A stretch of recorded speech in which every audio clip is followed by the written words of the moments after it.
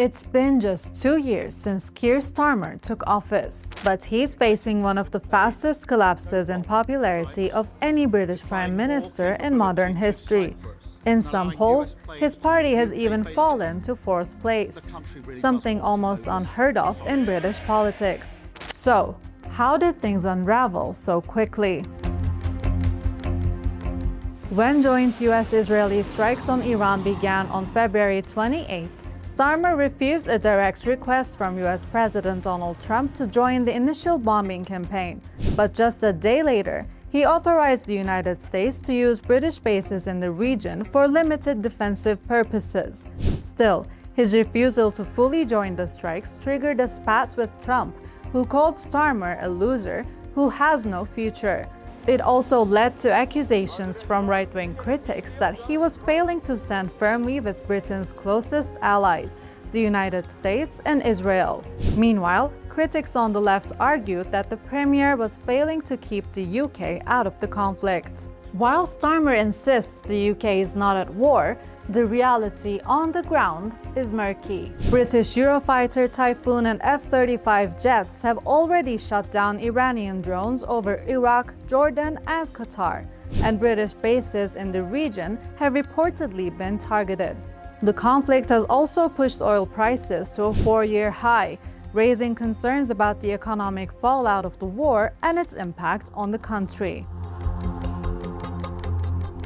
Beyond foreign policy, Starmer came to power promising a clean break from political scandal. That promise was shattered by his appointment of Peter Mandelson as Britain's ambassador to Washington after it was revealed that the diplomat had close ties to Jeffrey Epstein, the notorious American sex offender with alleged links to US and Israeli intelligence. Leaked due diligence reports later disclosed that Starmer had been warned about potential reputational risks associated with Mandelson, but pushed ahead with the appointment anyway. Mandelson was eventually fired after information about his dealings with Epstein surfaced in the Epstein files released by the US House Oversight Committee. Yet voters were outraged to learn he still received a $100,000 golden goodbye severance payout. Under mounting pressure, Starmer admitted the appointment was a mistake, but the damage was already done.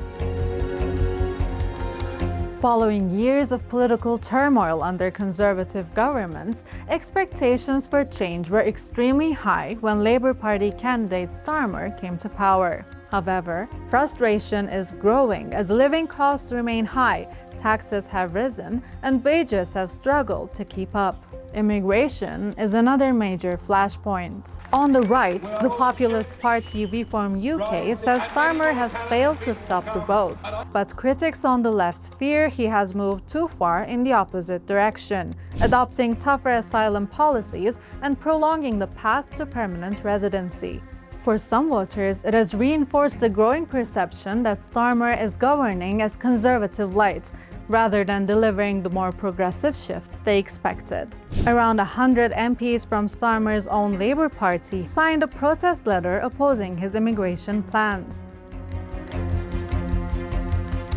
Britain has traditionally been dominated by two major parties, Labour and the Conservatives. But that system is beginning to fracture. In some recent polls, Labour has fallen as low as 4th place. The right-wing Reform UK party is now leading several national polls, attracting voters who previously supported Labour or the Conservatives. At the same time, the Green Party of England and Wales is surging on the left. The Greens recently secured a landmark victory in the traditional Labour stronghold of Gorton and Denton, marking the party's first ever Westminster by-election win, suggesting a possible realignment on the British left. Keir Starmer has found himself squeezed from every direction: voters, rivals, and even members of his own party. He's not left-wing enough for the Greens, but not conservative enough for Reform UK either. And by trying to occupy the political middle, critics say he risks looking like a watered-down version of all other parties. The question now is, can Starmer recover before the next election? Or will he join a long line of prime ministers who resign before their term ends?